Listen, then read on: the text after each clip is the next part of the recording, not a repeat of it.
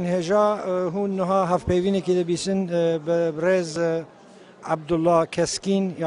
کسکین بر پرسیار وشانخانه آوستا لشاری استانبول ترکیه. رزدار کسکین او پروگرامه بو مؤسسه که بناوی سکولا که لامریکا بر پروگرام پروردهی به مبست آگاه دار کردن خواندوان که لسر زمان جور بجور دخبتن به مبست دی چکرن. اگر دبیر لسری دا هون به چند پیوکی خوب بناسینن. سپاس سال 67 لنسيبيني على سر ميردني هاتم الدنيا من حتى لي سلور خوان بشترى ادبيات تركولوجي جبوي هاتم انقره نوت دو يعني سال النوتيف من دست بشانگري و روزنامه‌گريا كردي كر نوت ششاج ما اوستا واكر نوت شش حتى ويغا كاري خل اوستا دومينو باشه ام دزانن کو لترکیه یعنی دیگوتن کو هجی زمان کردی قدغه لهون دبیجن کو لسال 1996 هون او وشانخانه آواکر چاو او یک چه بو یعنی روشا ترکیه روشك برجهية جواز يعني طيبتها يعني كردي هم قدخية هم سربسته اگر کردی کس نخوینه زمان کردی کتاب کردی کس نخوینه چاخی سربسته اگر سی دی و قصت کردی کس گهداری نکه سربست اگر تلویزیون کردی کس تماشا نکه سربست لیده ما ببینیم که کرد علاقه نشان لهمبر کلتور و زمان و ادبیات خوددن او چاخ لبیجن لور بسکنن پروبلم چیه پروبلم دولت جبوک و مشروعیت نده کردی دعوة در حق كتاب كردي ده وناكلي ناس جناكي ريل بردگري ده براتيكي ده ريل بردگري حتى بريب دو سه سالا ده بروسيسا اندامتيا تركيا ابو يكيتيا اوروبا جبوي هن ريفورم من هات هن غاوين ديمقراطيك هاتن اويتن حتى بريب دو سه سالا كتابك كوارك سيديك تنج بركو كرديه اف دكاري قران بي دكاري انجيل بي تشد بي بلا بفرقناكي جغيني نافروكاوي تنی جبرک و کردی دکاری بو بیقاده خکرن. لی دو سه ساله داوی هنکی گوهری لدی ساجیان نگارن بحثا ستاتوی کردی بکن. دما کو دولت اعتباری بزمانه کی بکلتوره کی نده هر روز بهانه کی درد خی و ریل بروی زمانی و کلتوری دگری. باشه هون مینا کسی که کو دزانین یعنی هایدار بون آگاهداری و هبو کو بیجین بارودوخی زمانی کردی بوی شکلیه لجغرافیای ترکیه دا و طبیعتا هون بحث کرد که اگر مثلا کس هبه بخوانی فلان این چاوا بو هون بیجین بر خدا وی کاری که گرک وشانه که کردی هبه دا عین حالی جدا که امکانه و های که بازارک جراتونه به نه افروتونین کردی زمانی می مالی زمانی زاروکاتی تو بخوازی خوازی تسیره که لسر پسیکولوژی امروف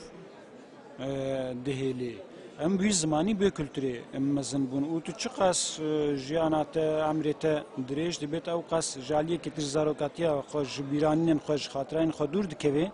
لالیه دنجی تو نزیک دبی مسئله کردی بری هر تشتی جبو من مسئله اخلاقیه مسئله پسیکولوژیک کو کاربم سینورین زاروکاتیا خو هنکی فرح بکم افتشتک پر تابعیه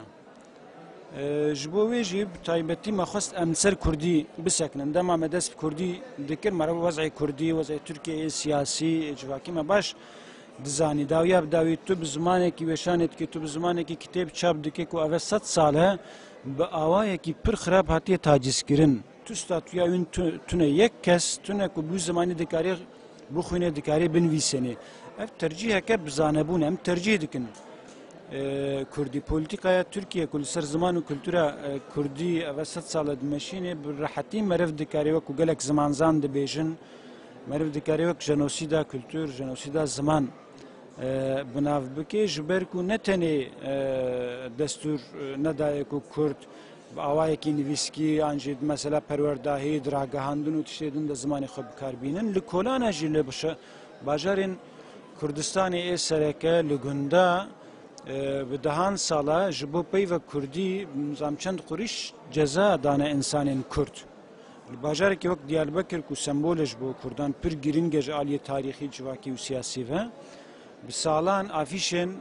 هەوڵاتی بە کوردی بە تورکی بپەیوە بە کوردی قسە نەکە ئەنجی قەت زمانی کوردیژی بناو نەتکردن دەهات داڵەقاندن ڕەوشێک و سادە زمان هەند تایبەتی و یەدن دەردەکەون و توتخوازێ بازار هەبێت تونە بێ ڕەوش چ دەبێ بلا ببێ ریسک هەبێنە بێ فەرق ناکێ تو گەرەکە لەسەر بێ بسەکنێ ئەف بەری هەر تشتی بەری مەسەلا میلی و سیاسی مەسلەیەک ئەخلاقیە باشە هون وەختی کو دەست بە کارێ وەشانگریە کرد لە چیرا دەست بکردنی لە چه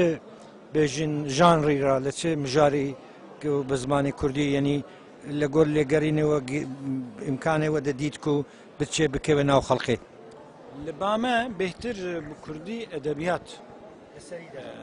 سەریدە ئەدەبیاتە هێژی کولتورا کوردی لە باکوور لە تورکیا ji çarçoveyê edebiyatê û folklorê mixabin derneketiye dema ku ez vê dibêjim neku yanî edebiyat û folklor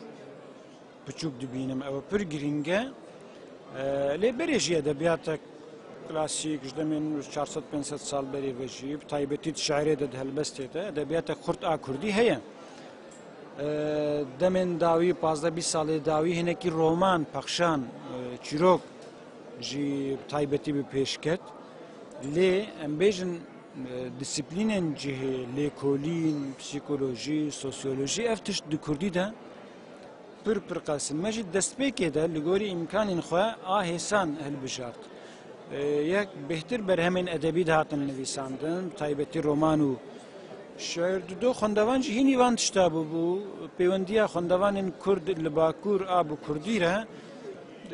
bêhtir di ser edebiyatê re çêbûye lêkolîn û siyaset û tiştê din disîplînê din bi Kurdî hem pir pir kêmin hem jî bala xwendevan jî li ser tune û dikarî bi zimanê din jî wan tişta taqîb dike ez bi xwe salan e dikarî xwe de ji vê yekê adiz dibim min dixwest edebiyat ji kültura Kurdî ji çarçoveyê edebiyat û folklorê derkevê bo wê bi taybetî du sê salê dawî ji gelek zimanat mijarên cihê de kitêb ji zimanê orijinal wergerandin Kurdî lê mixabin em nikarin bêjin hêjî ev bi qasî romanekê bi qasî çîrokekê eleqa nabînin باشە یعنی بێیە ئەو بێژین نویس و نویسارێک و هاتیە زڤراندن هاتیە تەرجمەکردن بوو سەر زمانی کورمانجی وەکێدن ینی ئەس دەخوازم پرس بکەم چاواهەیە تێکەلیەوە بە نویسارە ینی وان نویسارە هون نویسارە دەچن وان پەیدێ دەکەن یان نویسارێک و لەوە دەگەڕێن دەخوازم بێن مەسەن بێژین لە جەم وەشانخانە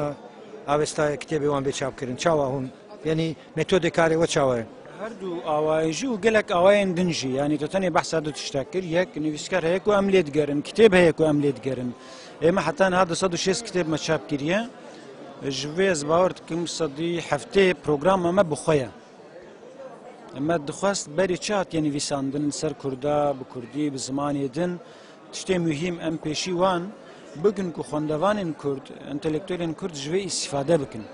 bibînin bizanibin ji bo wê ji 12-13 zimane bo Kurdî û